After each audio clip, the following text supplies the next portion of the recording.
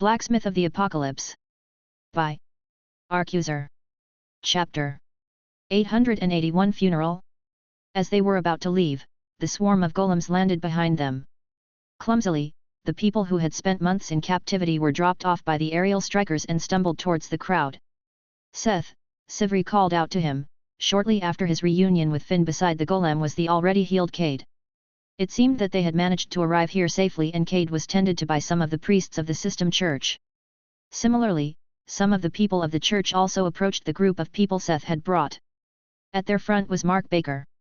Despite being stuck in prison for months, he quickly found back to his place in a leadership position. Habits died hard.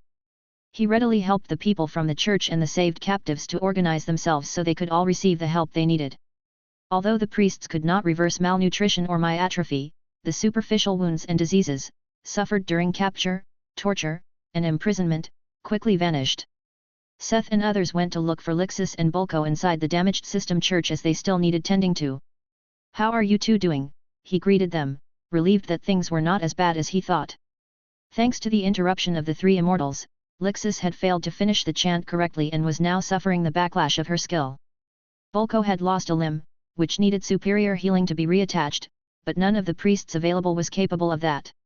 At least this problem could be quickly solved with Seth's arrival.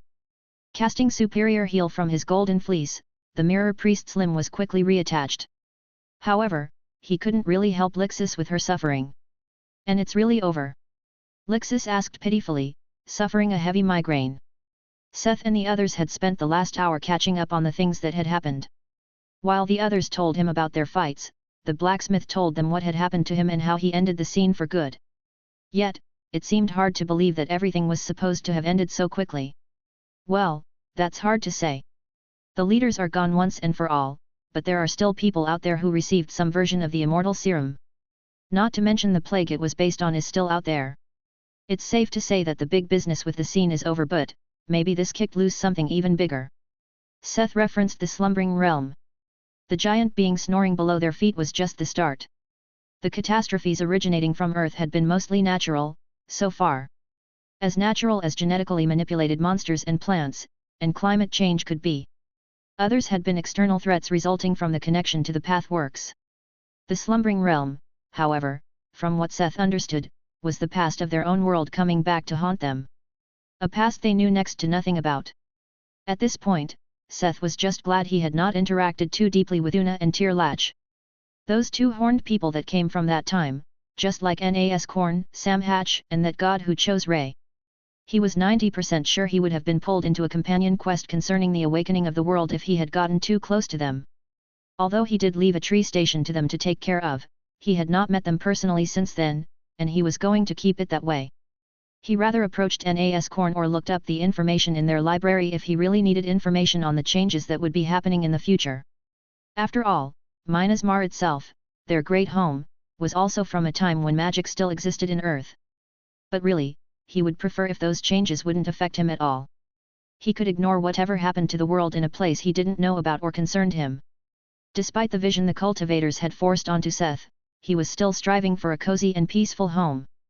Although he had been youth-hungry for adventure, he was not suddenly going to convert into someone with a thirst for exploration and adventure.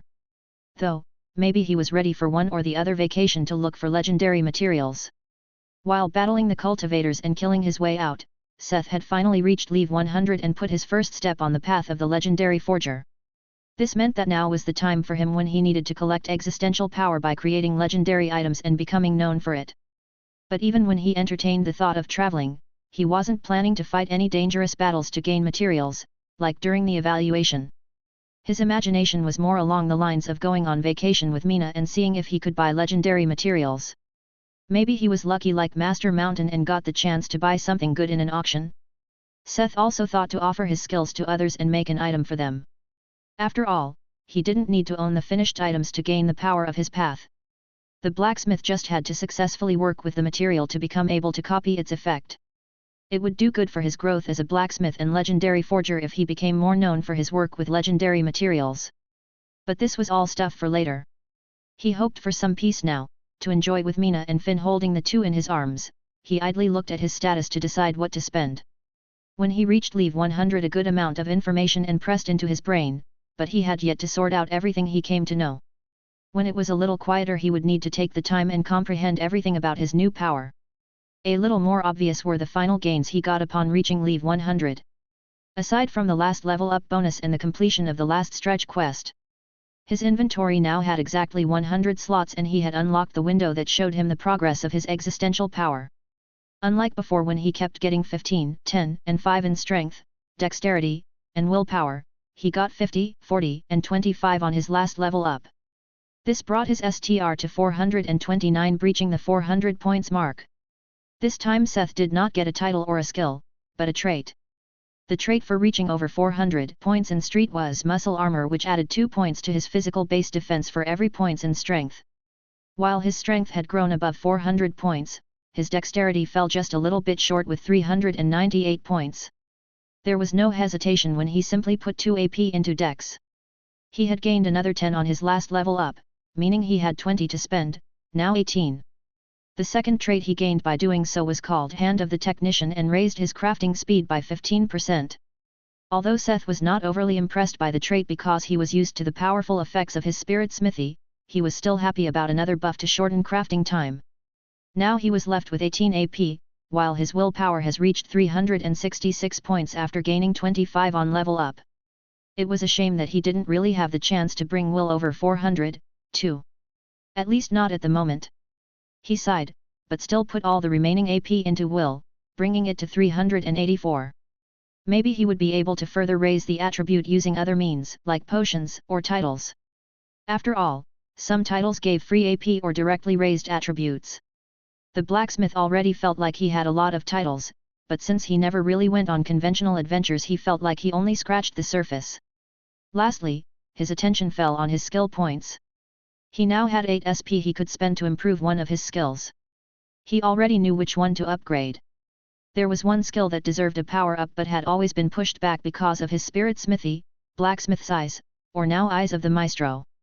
The skill was Level 7, so the 8 points were just enough to raise it to Level 8. Ding! Your skill Eyes of the Maestro Level 7 had become Eyes of the Maestro Level 8. The change that came with the upgrade was small but important. When Blacksmith's Eyes changed to Eyes of the Maestro it allowed him to appraise any items that aligned with his own skill level, but Blacksmith's Eyes had another effect which was gaining the blueprints of items he dismantled or appraised depending on their rating. This feature was now strengthened. Now he could copy the blueprint of anything one rating lower than what he could do with his skill level, by simply appraising it. This meant when he appraised a piece of relic-rated equipment, he would be able to copy and understand its structure and save his blueprint in his catalog. Although wasn't originally, it really was a skill befitting a legendary forger. Seth was smiling to himself as he thought so when someone entered the room. Sorry for the interruption. Would you please join us outside? I'm sure Samuel would have wished for you to be present during his funeral. One of the staff suddenly approached them cautiously. His funeral? Seth exclaimed surprised. The man was not even cold yet, and they were already holding his funeral? Please follow me first, I will explain on the way. Chapter 882 Obligatory Quest.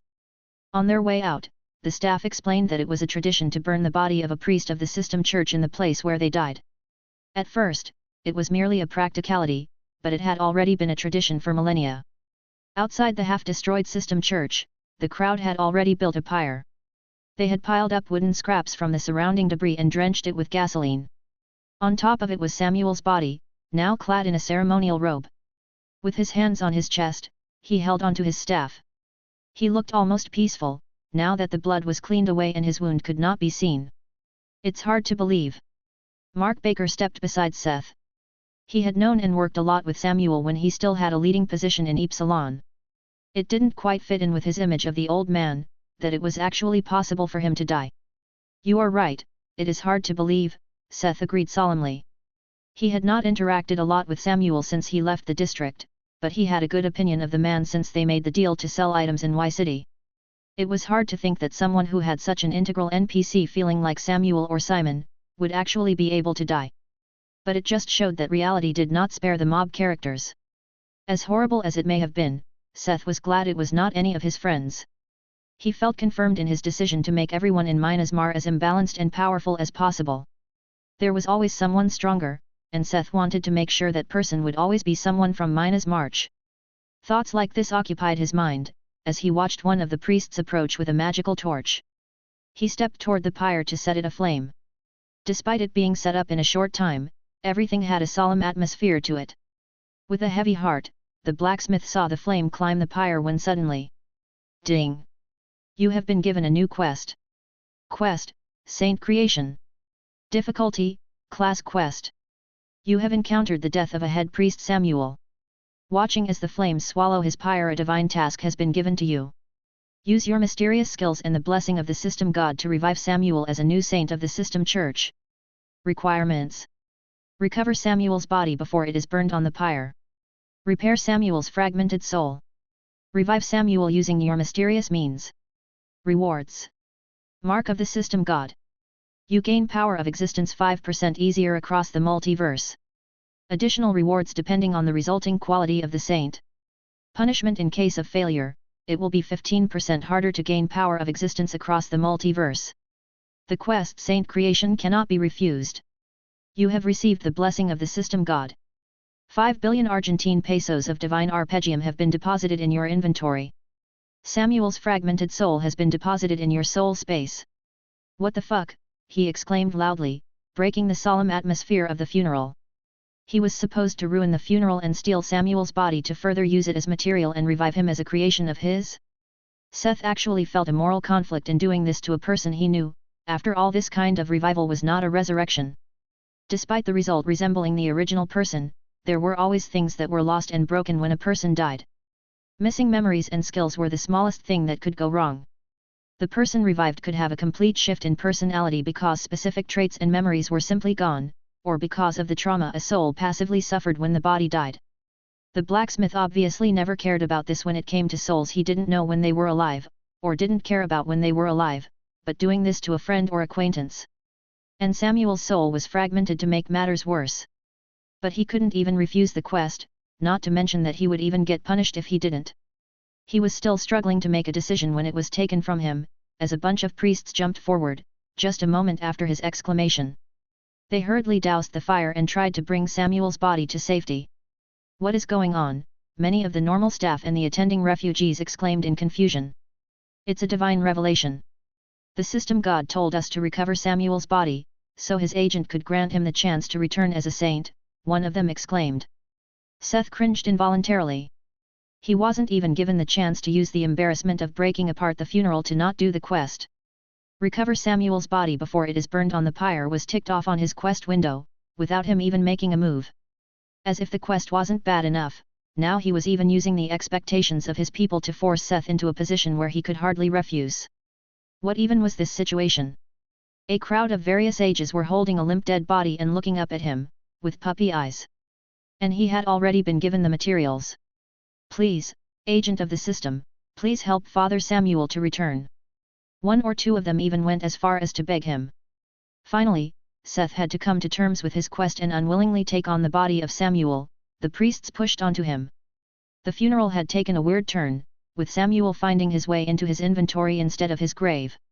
I want to go home already, Seth moaned as he hid with the others in a room in the system church. Things had turned really uncomfortable since he had gotten the quest. Despite the system church usually does not seem like a religious bunch, there were a bunch of them who could be called fanatics. Me too, I just want to get to my room and lay in my bed, Lixus whined in agreement. I heard the church sent people to look for the spatial lock, but it could take a while. Maybe we should just travel to Tree Station 10 for now. We could teleport from there, Mina suggested. The crux of their problem was that, although the scene was defeated, their method of locking space was unknown and still active. They couldn't simply teleport themselves, or the survivors out of Y City. That's a good idea. Let's stay a night and then return to the Tree Station, Seth agreed calmly. And that they did. Nothing terrible or untoward happened.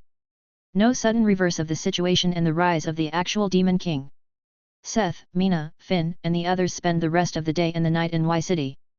The next day, before they wanted to leave, they talked one last time with Mark Baker. It seemed that the man was back in the saddle. Despite looking like he was close to dying of starvation, he seemed motivated to take care of the people left of Y City. Since you are up to it, I will ask Mary to contact you. I'm sure we can help you with some stuff, the blacksmith gave an empty promise. Personally, Seth just wanted to get home and take a vacation. The he had not noticed over the past weeks had caught up with him when things were finally over. Maybe it was irresponsible to just run away like this, but Seth just wanted to let go and relax. The place where he could do that was only March. There was no telling what catastrophe could happen anywhere on Earth, but only at home, he was confident to be safe, no matter what happened. "Let's go home," Mina said. "Yeah, let's go. Finally home." Finn cheered as they boarded Puffles and quickly left Y-City behind. Status in full armor. Name, Seth Smith. Mark of Ivice. Pledge of Solace. Mark of Musa Praktish. Mark of the System God. Traits, Olympian Myths, Kin of Fire, Blood of the Inventor, Call of the Maestro, Muscle Armor, Hand of the Technician. Blessing, Hades, Hephaestus, Seth. Title, Faster Than the Thought. Level, 100. EXP, 0%. Race, Orihuma. Sex, Male. Age 25. Class, Spirit Blacksmith, Unique, / Infernal Scald, Unique. Path, Legendary Forger. Affiliation, System Church, Mar. Health, 1000/1000. Mana, 31160 plus 14,000. Strength 881, 429 plus 410 plus 42. Dexterity 665, 408 plus 225 plus 32. Agility, 1008, 300 plus 660 plus 48. Intelligence, 818, 304 plus 475 plus 39. Willpower 1112, 384 plus 675 plus 53. Endurance 743, 318 plus 390 plus 35. Personality, 364, 157 plus 190 plus 17.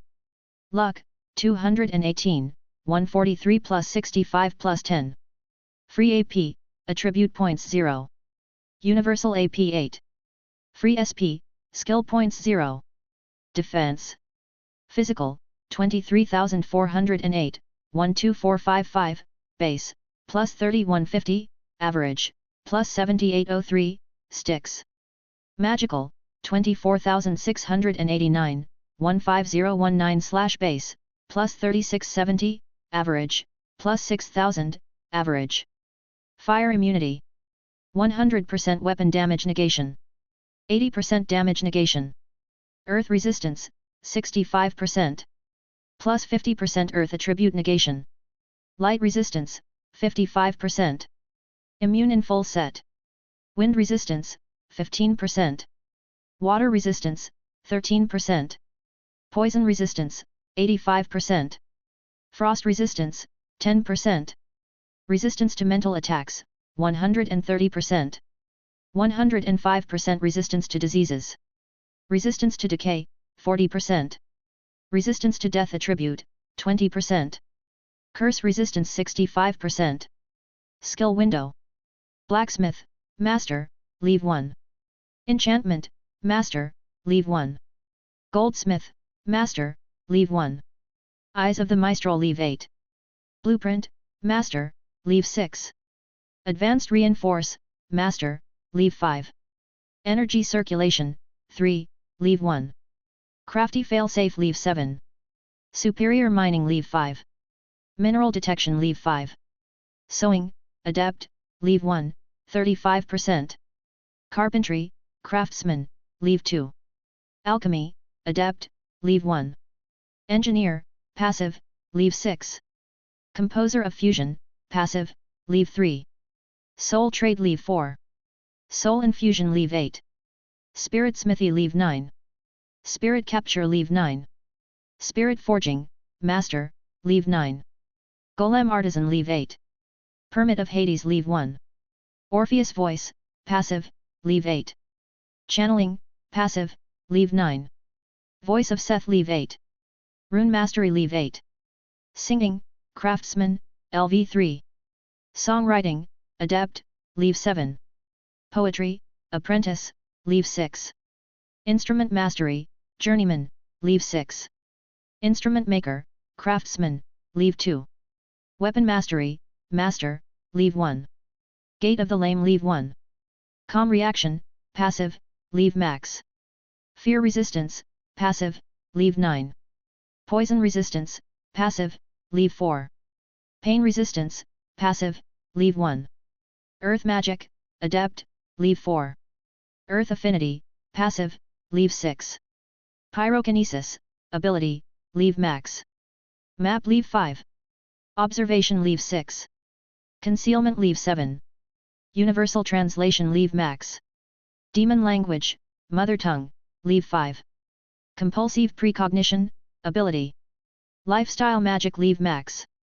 Master of all trades, max, passive. Flexing, max. Thrust, max, passive. Unfaltering, max, passive. Hot gates, max, passive. Acolyte, passive. Active skill, countercharge. Conjuration, ability. Chapter 883 to TS12. Despite their wish to quickly return home, they stayed at the system church for another day to help with the initial aftermath. The immortals of the scene were gone, and the demons Seth had brought with him had taken care of most of the monsters of the Dwatha, but the situation in Y City was not over yet. The survivors of Y City were still stuck in a desperate battle for survival. The problem in the matter was that most of the high-level players had already joined the scene, enticed by the class system they introduced and the promise of eternal life. This left mostly civilians of lower levels in the city.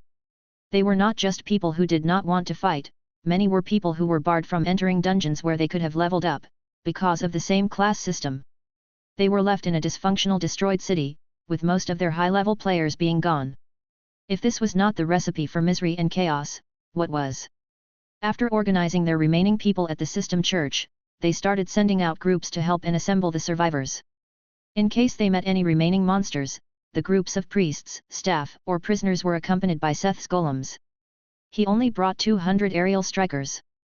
The rest of his artificial forces were deployed across the district of Minasmar in advance to face possible attacks from the scene, but it was enough for the start. He would have asked the demons to accompany them, but the demons he had brought to Y City had vanished together with Musa Praktish after taking care of all the monsters they could find. The blacksmith was just glad that he was able to leave all of this to Mark Baker, who quickly found back to his role as the leader of the remaining members of the resistance. After a day of recovery and collecting survivors, they decided to set off to Tree Station 12 with the first batch. Since space and communication were still blocked, they had to travel there by foot. Seth left the golem behind, under the leadership, to continue to collect and protect survivors, while he and the others would protect this batch on the way to TS12. While Baker was a great leader and had quickly managed to not only organize the prisoners but also the many survivors, he was also among the first batch of people going to TS12. He seemed to have personal reasons, so Seth didn't press him for answers. Although the monsters that Dwathata had sent were mostly gone, with the city in shambles, their force fields to stop random pathwork portals from generating had broken down. Another problem apart from new monsters was raiders. It was like the first days of the apocalypse, with the order of society crumbling, people got weird ideas. Especially, when they were indoctrinated with the weird idea of a class system based on the rating of their class. This was a whole nother problem, that Seth had no interest in dealing with. If they tried to bring that shit with them to Minasmar, he would kick them out. After all, this was not a democracy. All of Minasmar was privately owned and Seth had no qualms evicting idiots and trash that only raised problems from his territory. Pain radiated throughout his whole body. It was the first time he had been hurt this badly. When he was ambushed by 3 immortals at once, it was the hardest fight of his life. In the end, he lost, but he also kind of won, albeit with a cowardly method. After being buried in debris, he had pretended to be dead. Not one of his proudest moments, but it was better to be stuck in debris and alive, than dying honorably. Living to fight another day was nothing shameful. "We found him. Over here," he heard someone call out. His throat was dry and sore, but he did his best to call out. This wasn't the people of the scene, right? He had heard the song and felt the shaking and the immense aura of evil that had swept over the city. If he wasn't wrong, then the blacksmith and his demonic means must have won. He simply couldn't imagine the scene winning, when facing that kind of entity. I am here. Ben Harker, the hero, miserably called out for help. Then he heard something like the sound of a helicopter, as a massive piece of debris was lifted out of the way. In the sky, he saw a massive dragonfly with scythes carrying away the pile of debris that had covered him. "Joe, you still alive?" a woman suddenly blocked out the sky and the view of the giant insect. He needed a moment to recognize her. "Cade," he mumbled. "Hey, looks like your brain is still working. We need a priest over here," she called for the medics, and soon Harker was able to feel a little better. Since there were many injured, even the hero only got the basic treatment, so he wouldn't die. The rest had to be left to potions and his health regeneration. After he was given a meal from the rations of Minas Mar, Cade explained to him what had happened so far in the current situation. "I will also help," he said, having barely recovered. Like a true hero, she joked. "At least there can't be anything wrong about helping people and people stuck under debris or being attacked by monsters," he mumbled in self-irony. 1 day later. They had been cutting through Y City in the direction of TS-12, making good distance, even with the tired survivors. They had not met many monsters, instead more and more survivors joined their little caravan as they moved on. People who had lost everything grasped the first little thread of hope they could grasp. It generated some problems since they didn't have many healers with them and many of the people were hurt. Seth was just glad they didn't have to manage their food and water. It would take that long to reach TS-12. Chaos and arguments among the survivors were not a problem. They were able to rely on Mark Baker, that silver-tongued extrovert, to keep order among the people, even if they only joined recently. Even with their slowed speed, they expected to reach the tree station in 2 days at most. However, their estimations were broken, when they suddenly faced a horde of undead. At their helm was a massive beast, a giant undead mammoth, a necrophant, easily 15 meters tall. On its head throned a figure clad in a suit of crystalline black armor, wielding a dark scepter. The aura was menacing and struck fear into the weakened survivors. Had they survived these days, only to find death at the hand of a new intruder? They had heard stories of Gamma, where the undead had created their own empire. Had Arjit Noor come to invade them? Would these people from Minas Mar be strong enough to take on such a horde? To everyone's surprise, the man wearing the dark armor, the leader of Minas Mar, stepped forward with a welcoming gesture. Had they actually been sold? "Evie! Did you come to fetch us?" Yes, it was Minas Mar's underworld fairy, wearing her squeaky clean, new suit of armor, completely made of necronite from the crown of Eskuk, the colossal lich. Taking off her helmet, she revealed the youthful face of a beauty. "Seth! Are you guys okay? What's with that crowd?" she called out. The image of the menacing fiend that had come to kill them was quickly dispelled when he jumped down from the necrophant and started to be happily hugging and being welcomed by the members of Minas March. "You want to bring them to TS-12? Let me give you a ride," she offered, pointing at the horde of undead. Only a few of the survivors had mounts, but with Evie's undead, they could everyone a ride and quickly return to TS-12 to decide on their next steps. Although slightly unwilling, the crowd of survivors mounted their decaying vehicles, cutting their remaining travel time to mere hours. They soon reached Tree Station 12. Chapter 884. Somewhere else, 24. A massive fleet of big airships filled the sky above the grassy plain as they traveled westward. The sky was filled with smooth mechanical flying machines, vaguely resembling ships without sails. In a cell aboard the second biggest vessel was a man. His body was in a terrible condition, malnourished and covered in festering wounds. He was even missing an eye and some of his nails and teeth were missing. Everything pointed to the fact that the man had endured terrible torture. "This guy is really tough," one of the guards mentioned, looking at the prisoner in disgust as if he didn't recognize him as a fellow human being. "At least this monster finally stopped healing." As if it wasn't bad enough that cutting his skin dulled the tools, he also kept healing like a lizard, the other guard scoffed, looking at the mangled flesh that started showing signs of necrosis. The pain of his wounds radiated throughout his body as he listened to these savages mock him. How had it come to this, and how long had he endured this pain and humiliation? He didn't even know who these savage natives were. The only thing he learned, ever since he was caught during his infiltration on the ship during the night, was that their leader was a frightening young girl. Not some senior fairy that had lived for millennia but used her cultivation base to keep her outer appearance young. His torturer was barely older than 15. "I guess," he still didn't talk, a girl with long red locks entered his prison. "Speak of the devil." His body instinctively shivered in fear as her cold eyes fell on him. She had the presence of a devil. And the fear was personally carved into his flesh by her very own hands. "Let's start with our daily routine. What's your name?" she asked sardonically. He stayed silent. "For your information, today's turn are your teeth." He still stayed silent, and soon he felt the cold metal of pliers push apart his lips. He tried to resist, but the guard held him down, pulling apart his jaws. He tried to resist, but he was already too weak. Tears poured from his eyes as he felt the pliers rummage in his mouth and clench on one of his front teeth. A crunching, heart-wrenching sound echoed in his skull, accompanied by incredible pain. After all the training, after all the meditation, how could this still hurt so much? It was simply unnatural. Next question. Where are the people you guys kidnapped from Epsilon? She asked, her voice freezing cold. When he didn't speak up right away, he felt the cold metal of the pliers once again. I don't know. I don't know, he cried through his broken teeth and pain. How would he know what happened to their people? He had only been in Earth for a few months. He had known little to nothing about the city until they followed the evil creatures north. Oh, look at that. You are finally speaking, but what you say isn't what I want to hear.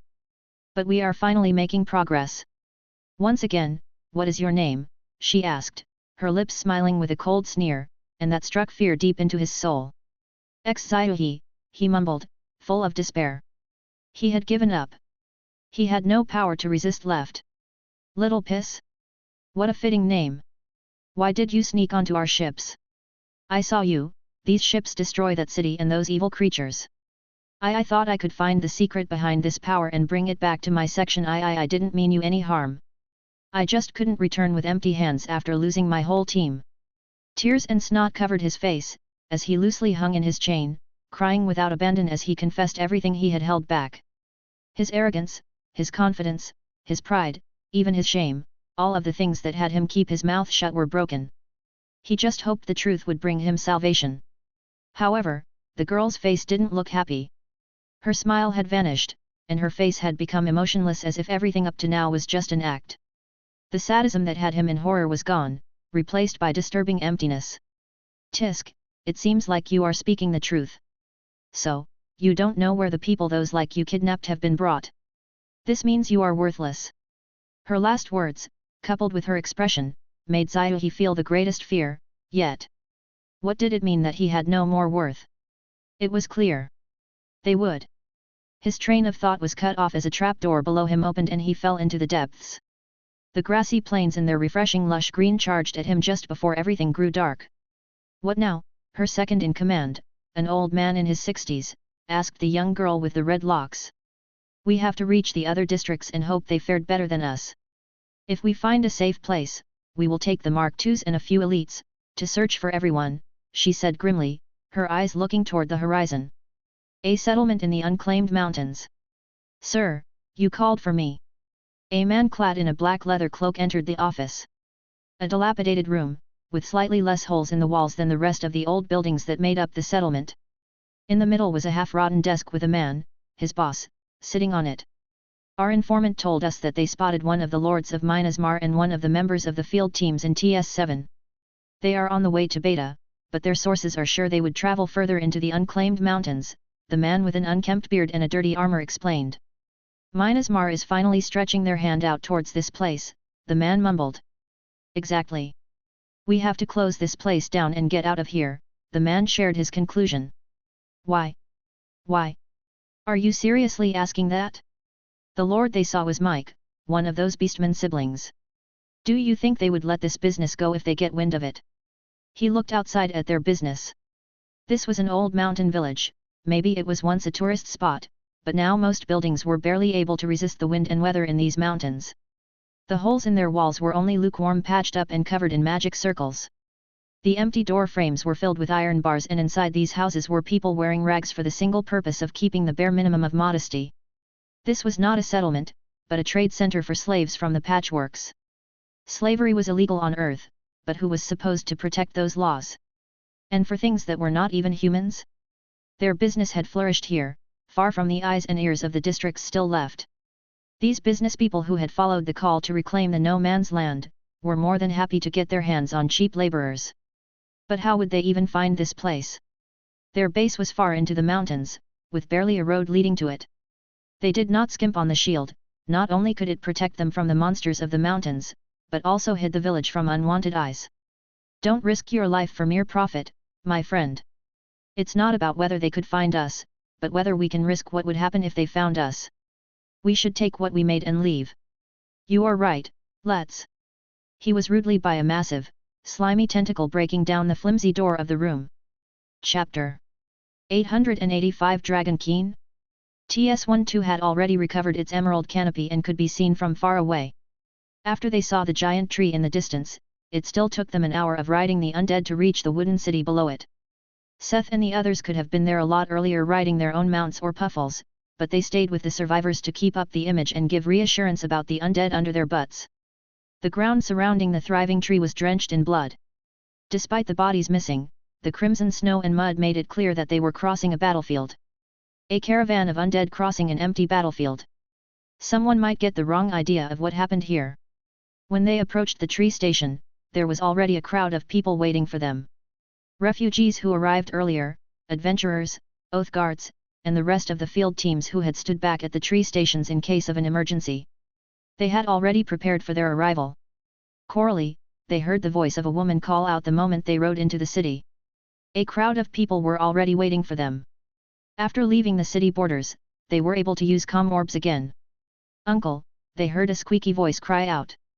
The little girl let go of her mother's hand, who was standing among the crowd that was ready to welcome them. The girl jumped into the arms of her malnourished uncle. The man in question was Mark Baker. Baker had a family? Seth asked Evie a little surprised, using telepathy. The underworld fairy could only shrug her shoulders. It seemed like they had kept their relationship with Mark Baker a secret, or simply nobody asked about it. It was not like anyone in Minas Mar had been looking for a dead man. Mark? Mark, the woman now also ran forward, after recognizing her brother. Tears running from her eyes, she hugged his neck. Mike, you guys were okay. Lydia broke through the mob and hugged her boyfriend, who was still wearing nothing but sweatpants and a wife-beater. It wasn't that they didn't manage to recover his items from the prison, the problem was that everything except the helmet was either unwearable or broken beyond repair when he was ruthlessly ambushed by the Immortals. Seth had yet to check properly, but it seemed like he would be unable to save anything but the helmet of Cryas and the gloves. Even Flaming Fury was broken. Seth could have reforged the items, but at this point, it was better to make new items for Mike, especially since he was finally chosen by Mahis. But that would have to wait. While Mike Baker and the refugees of Y City were treated to blankets and a warm meal, Seth and the others were ushered to the center of TS-12, towards the command center where Lena and Mary were waiting for them. Seth, I'm glad you brought everyone back, Lena said, her face marred by the worry of the past day. Mary didn't look much better when she wordlessly fell into his arms, crying. Despite always keeping up a strong and dependable facade, once it broke, Seth recognized the frightened woman he had saved in the forest, back when he returned to Earth. It took a while to calm her down, it helped that everyone who went to Y City had returned alive. When Mary recovered her countenance, the questions began. Of course, they wanted to know everything that happened. Although everyone was kind of tired, they quickly hyped each other up telling their stories. Mike explained why he looked like he did and how he managed to free himself with the help of Mahis and Seth's prototype jewelry, which earned Seth a bunch of side glances. Finn colorfully described how she crushed the immortal that attacked her. She really used a lot of sound effects and gestures. Mina described how she managed to beat her attacker in a slightly calmer manner and how she went to look for Mike. Bulko and Lixis talked about what happened at the church. Having overcome the side effects of her skills, the elf spoke rather proudly of how she managed to save the day, except of course for that little mishap with Samuel dying. But Seth is going to revive him, so it doesn't count, right? With that, the ball was in Seth's court. So the blacksmith recounted what happened after he was teleported away. The mass fight, the duel, the raising of hell, the only thing he left out was the vision of the little boy and his conversation with his grandpa. When he got to the point when he returned, everyone had stuff they wanted to talk about and add to his story, despite already having said what happened from their perspective. When he finally finished, it was Mary and Lena's turn to give a report on how the tree root had fared during the past few days. It seemed that nobody dared to mount a huge attack on any of the original stations. It was mostly the tree stations 8 through 12 which had been built during the recent expansion, that had faced heavy attacks from the scene, with 8, 9, and 12 facing the greatest attacks. Despite doing their best to recruit reliable guardians, it seemed that 2 of the stations were ultimately saved by unexpected visitors who decided to come to their aid. Genevieve had appeared again, the vampire lady from Sigma and the sister of Vlad. She had saved her brethren from the invaders from Spacia and also seemed like she decided to stay at TS9 with the rest of the vampires. Uno and Tirlach, the most suspicious couple from the time when gods still roamed on Earth, had been saved by a random bard and a creature that was described as a fairy of decay in the report. The bard was actually one of his fair and had pleaded to meet Seth someone in the near future. Seth was less inclined to visit the bard, as long as they were loitering in the vicinity where Uno and Tirlach lived. The blacksmith was about 70% sure they were somehow involved with the slumbering realm, and he still tried to keep his connection with them as loose as possible. Ask them to come to Delta, I will meet them there, Seth said decisively. This would give him some time to relax. Beta, THRES. The sound of a pack of wolves echoed through the darkness beneath THRES. Workers from Little Sigma had reported strange happenings, sounds, and some missing people in the sewers close to the northern water treatment facility they were trying to repair. All of them were adventurers around VL 50-60, so they would not just fall to a random weak mob. Following the reports, Adam descended into the underground of THRES to find out what was going on and hopefully end whatever caused it. The artificial druid had to admit that this sound was disturbing. Even with his strength, he couldn't resist the instinct to feel disconcerted at the sound of over 30 wolves hunting, barking, and yelping. Especially when he was walking down a modern concrete tunnel, lined with rows and rows and rows of water pipes. It was a sound that simply didn't belong in this environment.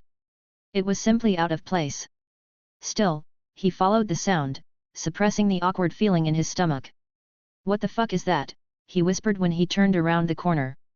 It was a vast call, filled with subterranean clarifying basins. He didn't expect it to smell like a field of flowers, but the stench that suddenly filled his nose was disgusting. As offensive as the smell was, his eyes were glued to the beast calmly drinking from one of the basins, quickly draining the rotting water inside. The creature had the head of a snake, the body of a leopard, the tail of a lion, and the legs of a deer. He didn't need to use a skill to see that it drinking from the water quickly poisoned the basin, similar to how some dragon keen could do. Around the place it was lying, he saw the half-consumed corpses and bones of the people that went missing. Cautiously, he used Druid's Eye on the beast. Questing beast leave 156. He barely managed to keep his voice down and not curse out loud, when he saw that it was a high-level creature that had somehow wandered under their city and was poisoning their water supply. There was no way he could do this alone, he would have to call reinforcements. Chapter 886 Creating a Saint. 2 weeks later. After the experience in Y City, Seth took 2 weeks of vacation. He literally did nothing in those 2 weeks, except lazing around and spending time with Mina and Finn, eating, gaming, traveling, no work or fighting. He needed that now. Seth also silently celebrated his 26th birthday with just the two of them. His vacation was only possible because he was abusing an important loophole in his forced quest. Although he had no possibility to refuse the quest had no time limit, he could leave it on the back burner for as long as he wanted. Since they left Y City, Seth also ignored all businesses concerning Epsilon. The blacksmith happily left the issues of Y City to Mark Baker to deal with. With his sister and niece at his side, the man seemed especially motivated to take the reins of what was left of the district. Having spent 2 weeks recuperating from the fatigue that racked up from preparing for the fight with the scene, he slowly developed a yearning to return to the workshop. He had sealed it for the past weeks, but he did feel a little urge to go back now. What was tugging to his curiosity was the divine arpeggium. The materials the system god had given him to use when creating a saint. He had just become a legendary forger and it would be his first legendary material since treading on the path to legend. What he could not refrain from was doing a little research on the new material. He had never heard about arpeggium before, and the appraisal result was not very helpful. Divine arpeggium, special. A material especially blessed by the system god as part of a quest. Fortunately, he was able to find out more during a meal with Samuel when Seth, Mina, and Finn visited the church in Delta. The old priest explained that most of the items specific to the system church were made from ordinary arpeggium. It was the key to harnessing the power of the system for things like their teleport formation. It had a metaphysical power that could make a connection to the fabric of the system. This allowed for the creation of items that could take influence on the functionalities of the system. When Seth listened to Samuel trying to explain it, he had to think of the practice of APIs. In theory, arpeggium allowed the craftsman to install options from the system onto an item. A simple example Simon mentioned was items that could expand the inventory or improve stat multiplicators. Among the divine armaments, Simon mentioned were things like a ring that could grant another 100 slots to the inventory and a necklace that could allow one to have more spots for pets or mounts. Even things like a helmet that gave double experience seemed to have existed at some point in the past. Of course, when he heard that, Seth's eyes had been shining. As a legendary forger, he had a chance to copy the legendary effects of materials and use them in the shape of enchantments. Didn't that mean that, when he became a legend, he would be able to make these kinds of meta items, without the rare arpeggium? Although arpeggium was not the most impressive special material, it had a wide range of interesting possibilities. If he played his cards right, it could even simplify the creation of teleport formations for them. Using the teleport option of the Pathworks itself was out of the question for Orihumas because of the randomization, but the true teleport functions like the one of Minas Taylor could still use them as beacons to set up a stable teleport connection. Seth was looking forward to the chances his skills would give him because he didn't dare to have any design on keeping some of the 5 bars that were given for the quest. They were even marked as quest items, so he doubted he was allowed to use them for anything else. As for the quest objective itself, Seth already had a rough plan outlined.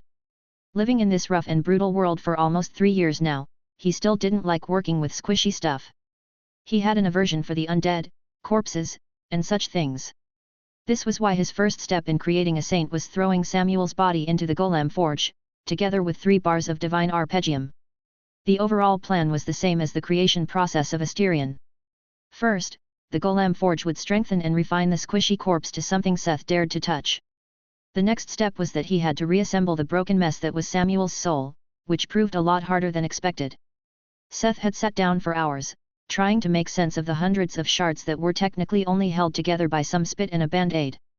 They were too small for him to repair and reforge by hand.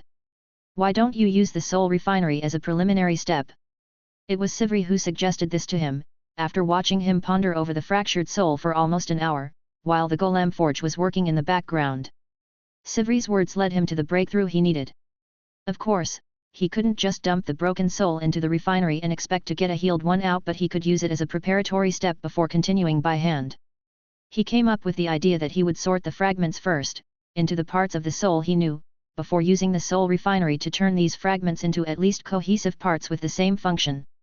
It was a risk, after all.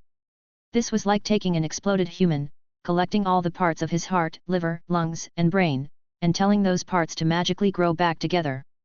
There was no guarantee that those pieces would work again as intended. Even if they worked, one could hardly say that he was actually reviving Samuel. The resulting creation may have some of the traits and memories of the old man. It was really closer to creating just some kind of saint. It would take a wonder for it not to become messed up, but that was not Seth's problem. The golem forge had long finished by the time Seth was ready to use the soul refinery. The hardest part of this work was still coming. If the refinery succeeded, he had to reforge the souls, using the parts the crafting station glued back together. Afterward, he would have to finish the saint's new body. After all, he still had kept 2 bars of divine aptium. He intended to create armaments for the saint. He would integrate with his body and soul. Similar to Asterion's Labries, which was connected to his very soul. That said, it took hours for the refinery to run through the fragments on a fine pass-through, which was why he decided to start on the body. The special material itself was silver in color, but with a yellow tinge, like it was oxidized. It was a relatively soft material, like ordinary iron or copper. Soft when compared to the magical metals he had worked with so far. What this meant was that normal armaments were out of the question. Jewelry? That also didn't feel quite right. It was then that he thought that, since he was forced to do this quest, he could also play a little prank on the system god. But maybe, the god would even appreciate his bold and daring design choices? Chapter 887 Creating a Saint, 2. Seth had abused all the skill he could muster to create a saint for the system god. Samuel's body, which had turned into a hardened puppet body, was now adorned with various modifications made of the leftover divine arpeggium. He was taking a break and eating his lunch when he heard the benign ding of the soul refinery telling him that the last batch of refined soul parts was ready. Seth had added this function to the refinery and the golem forge with the help of Sivri. The old familiar violent shrieking sound of a microwave beeping gave him a little comfort and reminded him of home. Of course, they had a microwave in their quarters, but with Link and his new teams of chefs constantly working on making high-quality meals from the materials the Oathguard and field teams collected, he did not often get the chance to warm up some good old junk food. This was why he enjoyed the convenience of having the automatic crafting stations tell him when they were done in a special way. Following the unnerving beeping, Seth came over to the soul refinery, which returned his several refined soul parts.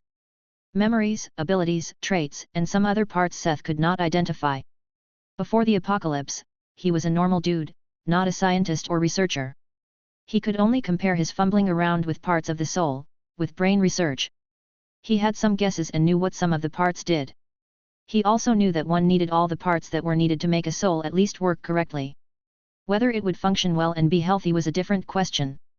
However, like in brain research, there were always things he could only speculate about.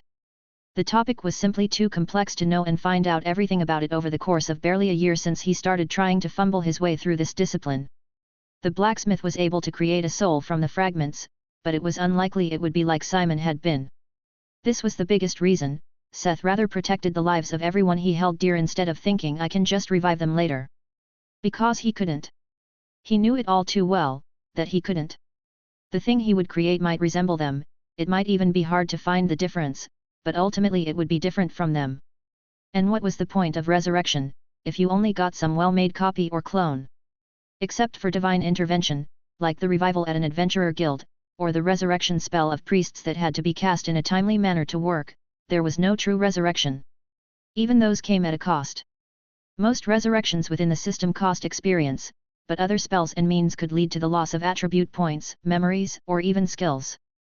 Thoughts like this always came to his mind, when he started working on the inner machinations of souls. It had not happened often, at all. But these thoughts always came to his mind when the occasion arose. Relying on the fundamental power of Karen's obel to work any material and the energy flow associated with it, Seth started to forge the soul parts and weld them together to the best of his abilities. After the refinement, the parts had become a lot more cohesive and easier to forge, but it became clear that the resulting soul would be of a high level, based on the difficulty he had working with the parts. He didn't know what Samuel's soul would have originally been like, but it was likely that the soul he was currently forging would be of higher quality. Not just because of the blacksmith's work, but also because of the state of the soul when it was handed to him.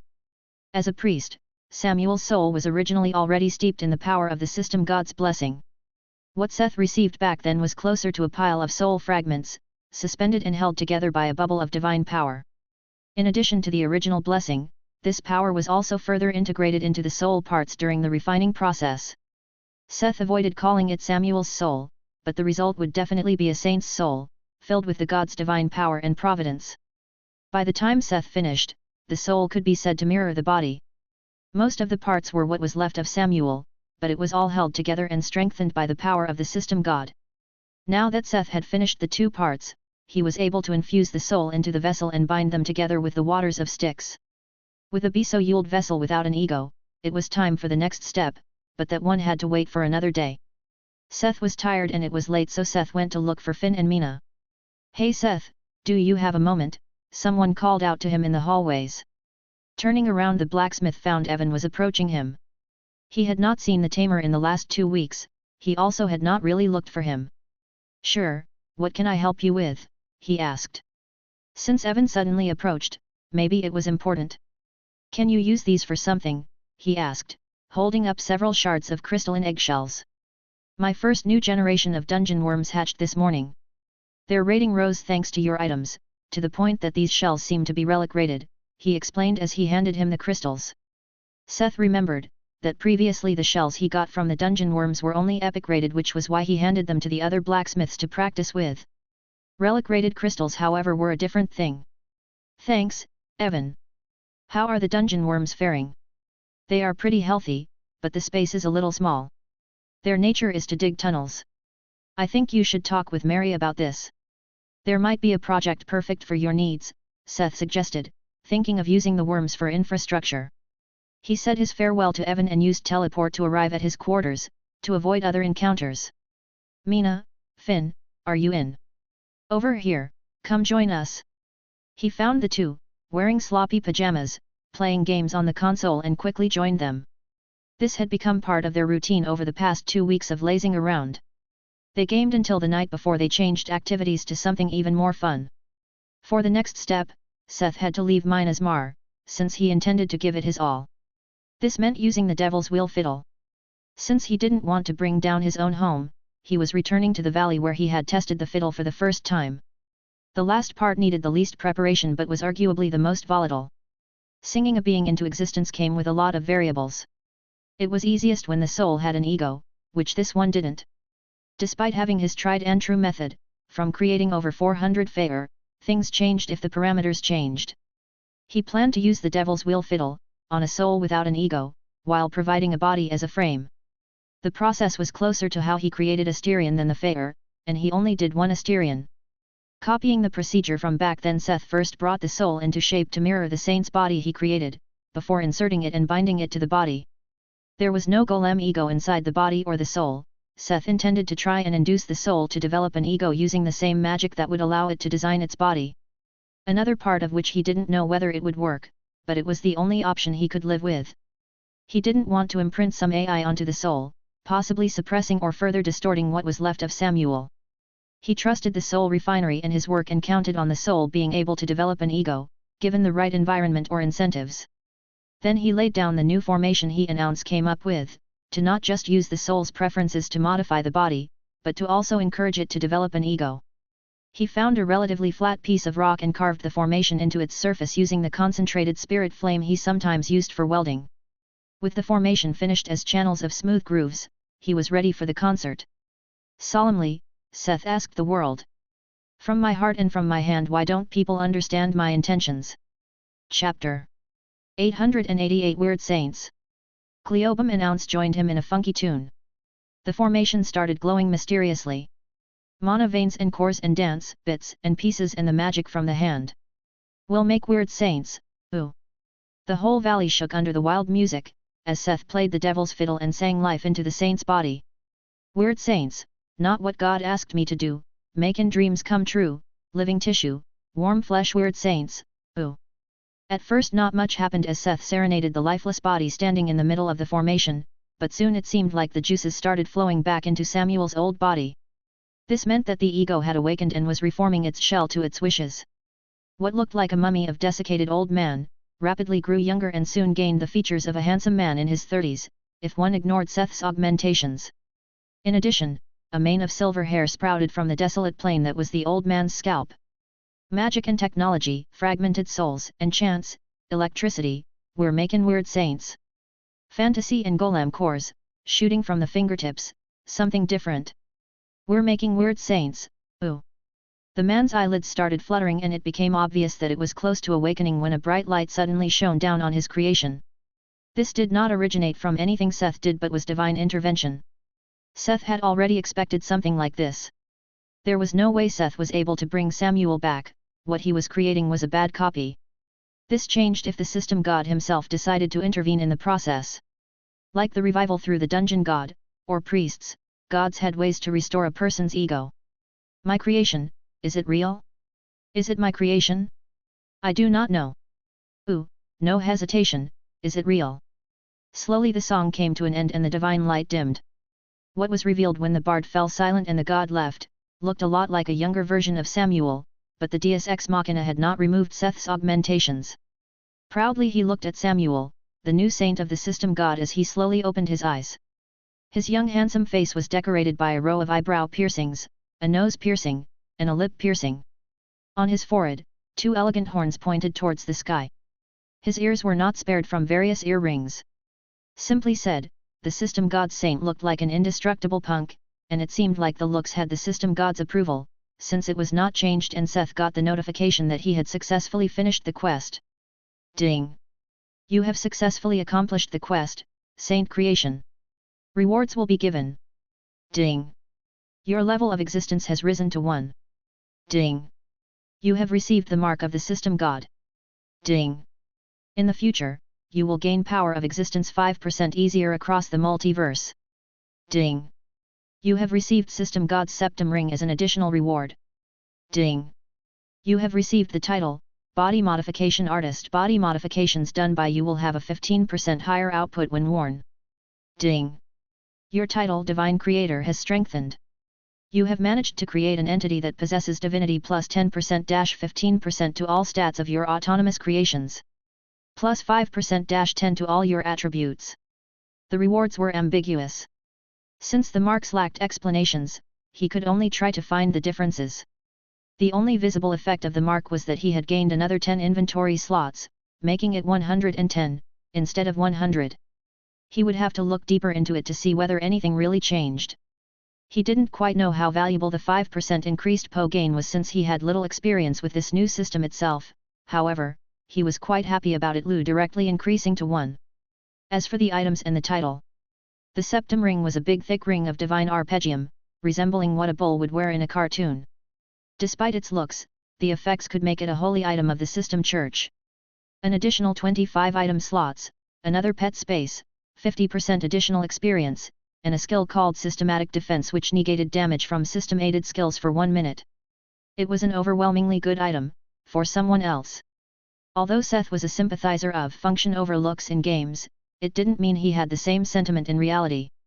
The biggest function of the ring was the additional experience, but as far as he knew, Seth didn't need experience anymore, and he didn't want to wear this cartoonishly large septum ring on his nose. Since he had brought him relic-rated crystal shards earlier, the blacksmith decided that Evan deserved a reward for all of his hard work. He would bestow this overwhelming item onto the chosen of Hermes' husbandry, which seemed fitting.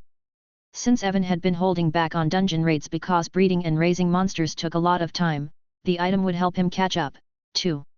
Yes, he was such a magnanimous leader. If he put it on Evan, it would even have 15% better output. Seth, the new saint, had opened his eyes, and mentioned his name, as he was looking around with a confused look on his face. "Oh, Samuel? Is it really you?" Seth asked, a little embarrassed. He had almost forgotten about the man while he was checking his rewards. With the intervention of the system god, the chance that it was really Samuel who was completely restored was high, but you never knew. "Seth, what happened? I remember fighting that guy in Y-City and dying. Was I revived? But what is this place?" he asked, referring to the crumbling and broken valley, surrounded by the shards of mountains. "I guess saying you have been revived would not be wrong, but also not completely right? They couldn't revive you right after your death because your soul was already gone." My soul was gone, but then how am I here?" he asked, perplexed. The way he reacted and spoke was no different from the original Samuel. As a head priest of the system god, he knew a thing or two about the revival of the dead through divine intervention. But when his soul was gone, it would have been impossible. "Don't ask me that. I have no idea how the system god got your soul back. I was just given a forced quest to revive you as the new saint of the system church, together with materials and the broken pile of fragments, I had to piece together like a puzzle." The new saint? Samuel ignored Seth's complaints and looked himself up and down. He still wore the robe that was put on him for his funeral, but his body had grown visibly younger and more muscular. His hands wandered over his face, exploring the many rings and piercings before finally reaching the long and elegant arpeggium horns.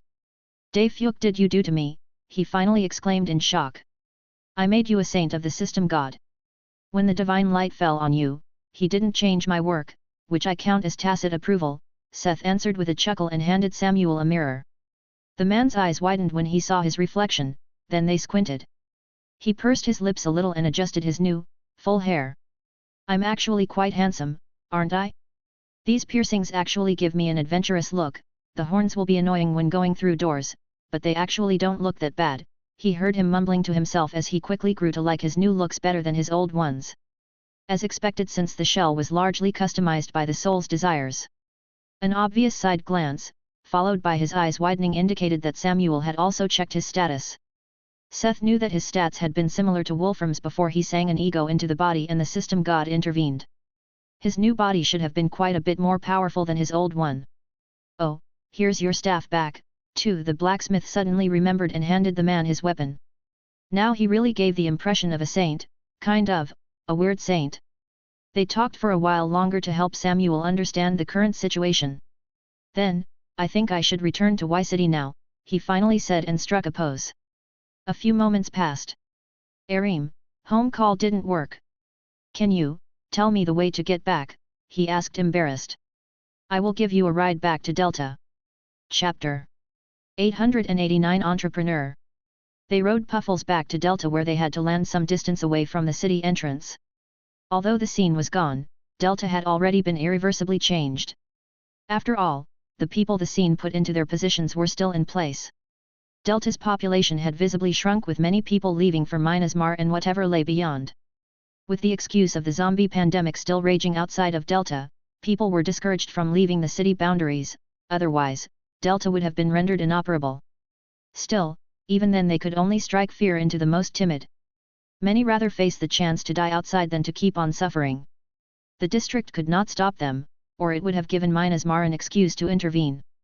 The news of Delta was still fresh 2 weeks later, and people hesitated to pick a fight with the new district, which was quickly developing into the biggest, most populated district. Tower Master. What brings you here? An oath guard greeted him, as they walked up to the city gates. The man and his team were currently busy managing the regular caravan that would escort citizens to Tree Station 1 and further if they wished to settle somewhere else. Just coming by, giving this guy here a ride, Seth explained and pointed at Samuel with his thumb.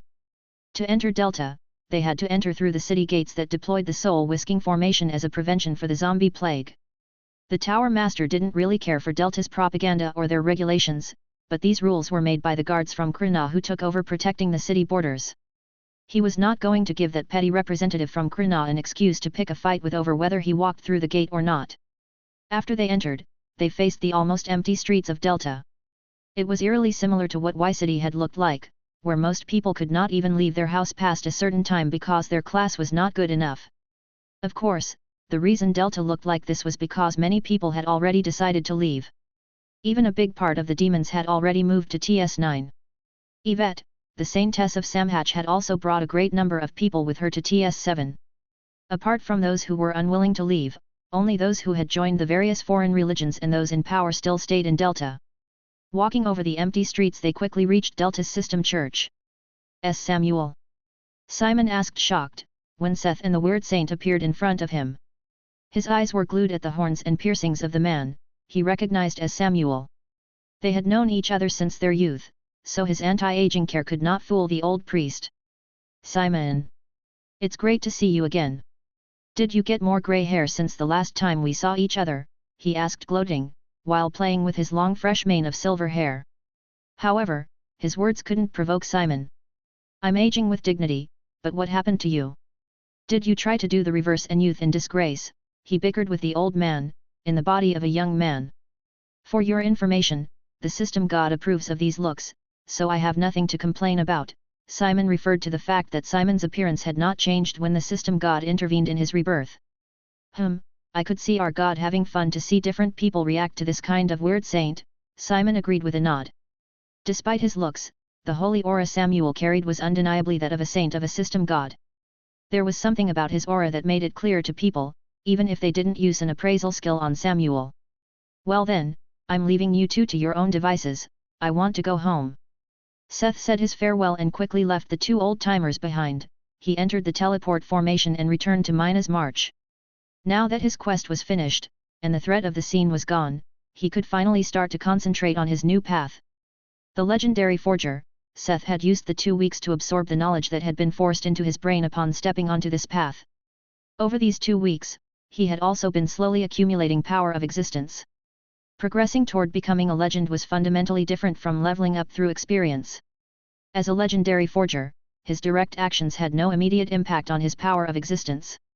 The basic way to collect it for him was to build up a reputation as a master blacksmith well versed in handling all kinds of legendary items.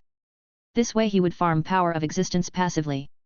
Over the past 2 weeks, he had already accumulated 500 points of existential power, which was mostly owed to his reputation on Earth and in Myanmar alone. Even now, when the official support of the system was over, he had no reason to complain because of how handy the path window was. He could even see the concentration and strength of faith in him. However, for now, he couldn't really do anything with these points, as they were too few. On the path to legend, one didn't automatically level up when one had the necessary PO. As in the descriptions of the paths mentioned, one could either use it to either permanently raise one's level of existence or use a weakened version of the power available at the end of the path. For Seth, that meant he could use the power of existence to enchant an item with the weakened version of a legendary effect he had already worked with before. For example, he could have used all of the 500 points to enchant an item to negate 1% damage or give an additional inventory slot. Not the most useful stuff, which was why Seth decided to save it for now. Even if it was more useful, Seth intended to raise his level of existence first. A higher level would mean a greater retention of people's memories, meaning a greater permanent yield over time. It was like a perk that has more experience, the higher one's level was. Now, the crux of the matter Seth was struggling with was that he needed to become more well-known across the worlds of the system, to raise his power of existence quicker and raise in level. Although he had been stirring up things on Earth, he had stayed relatively low-key on the scale of the multiverse. Even during the evaluation, he had made sure not to show off too much. The reason was the simple proverb, the tallest tree catches the most wind. Becoming well-known wouldn't only mean a rise in power of existence, but also a rise in potential trouble. A blacksmith known to create legendary items?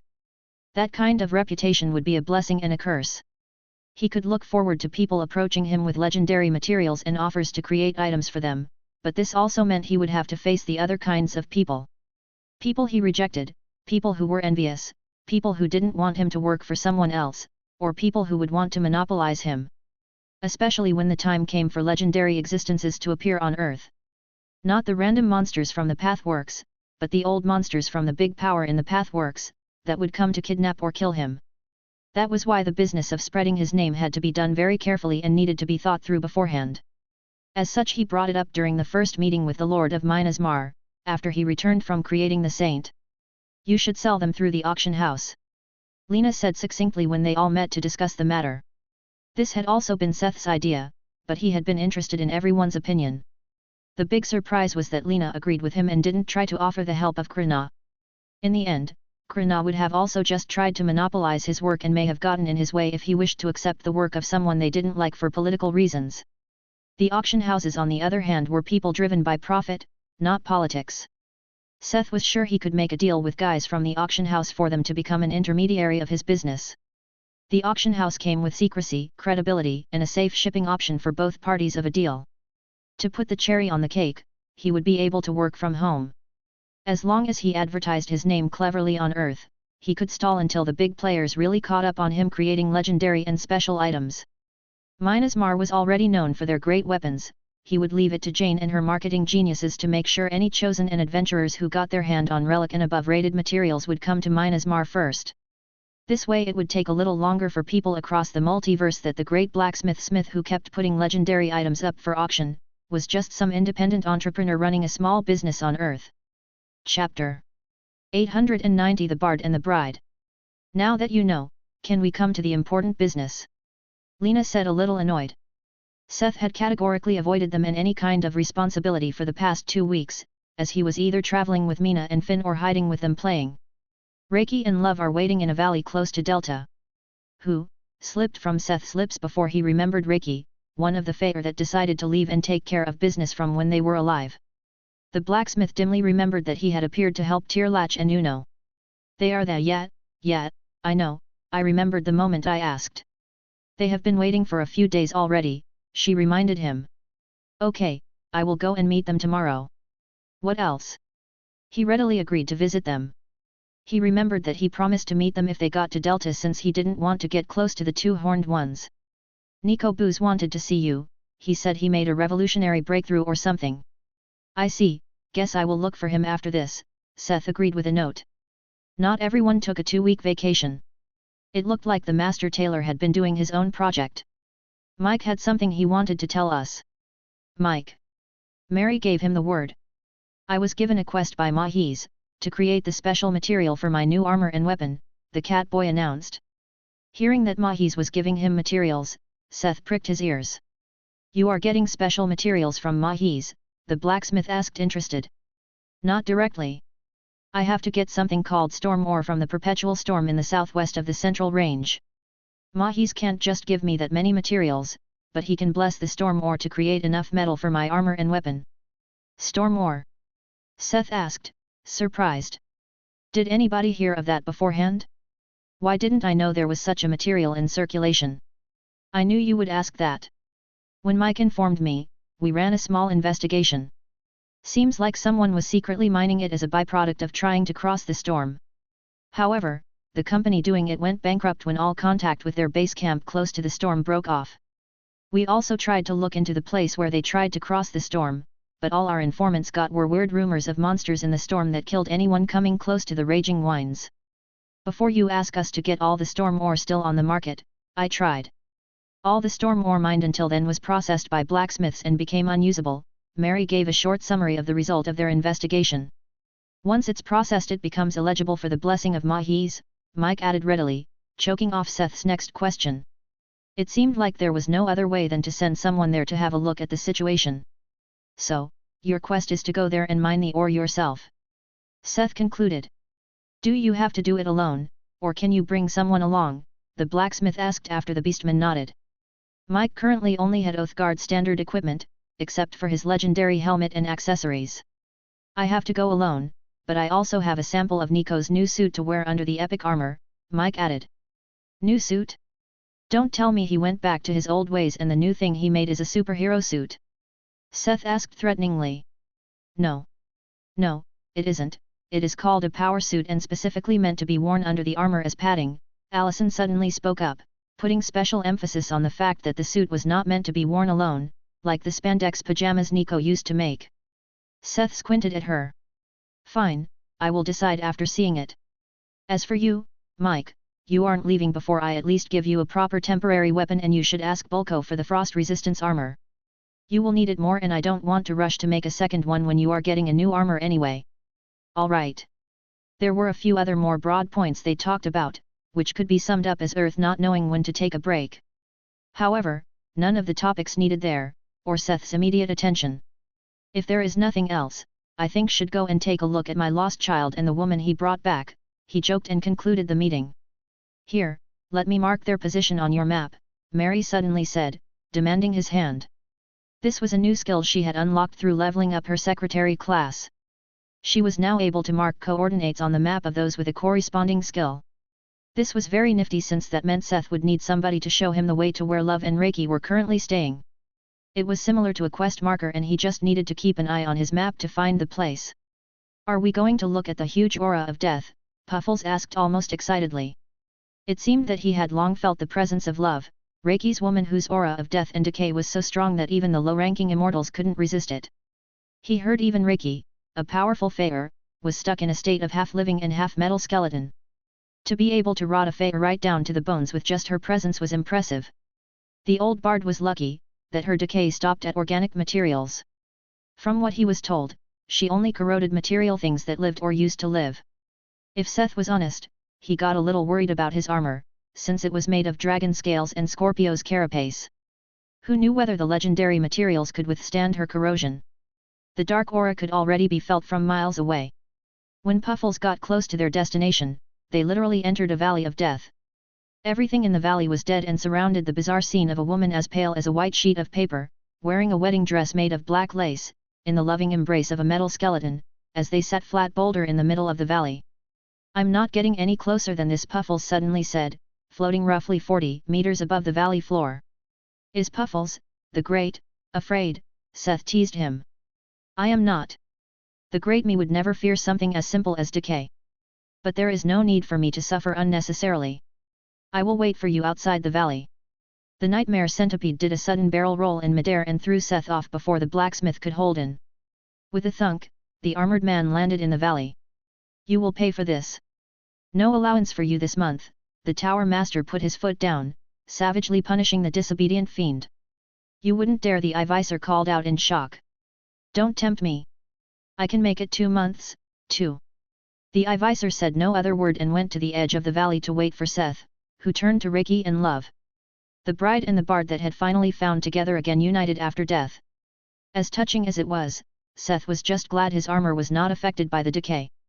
Master, the skeleton said in a hollow voice and stood up, greeting him with a bow. Reiki, it's been a while. I think you looked better the last time we met. Of course, Seth didn't necessarily remember all 400 plus faer he created, it was just that he knew for a fact, that the faer that left with their flesh intact. It was a matter of fact, that Reiki would have looked better when he left for his journey. This is Love, we were married when we were alive, but not fated to be together. Thanks to you, I was given another chance to be with her, he said, love-stricken. That's, Arim, great to hear. So, what brings you here? If they had finally found their fortune, why would he come back and ask to see him? Of course, the fact that his woman had a toxic aura that stripped his very flesh from his bones was inconvenient for an ordinary life, but neither of the two was ordinary, to begin with. The metal frame was scratching its head as if unsure how to explain when Love, suddenly and wordlessly sank on her knees and kowtowed to him. Love spoke of you in the highest praises. Please, help me. I don't wish to be separated from Reiki ever again, but it pains my heart to watch him in pain as his skin and flesh burn away with every light touch. I do not wish to be a walking calamity, even if Reiki doesn't mind. I don't have a lot of experience in sealing stuff. I don't know whether I could make something to suppress your power, Seth pondered. Then, could you make me a body like Reiki's, they plead desperately. Seth wanted to explain to her the drawbacks of doing that to her. After all, he would have to kill her and harvest her soul. No matter how good the skill was, it was irreversibly damaged her soul. However, these thoughts halted. Actually Seth's brain short-circuited for a moment when he used Thaya's discerning eyes on Love. Soul of the corpse bride, relic, X, soul body, ego, crafting material. The soul of a woman who looked forward to leading a married life with her love but met a dark fate because of her own brilliance. Skill, dance, craftsman, dark magic, master, grief, max, happiness, leave 1. Traits, quick wit, automobile, soul body, daughter of decay.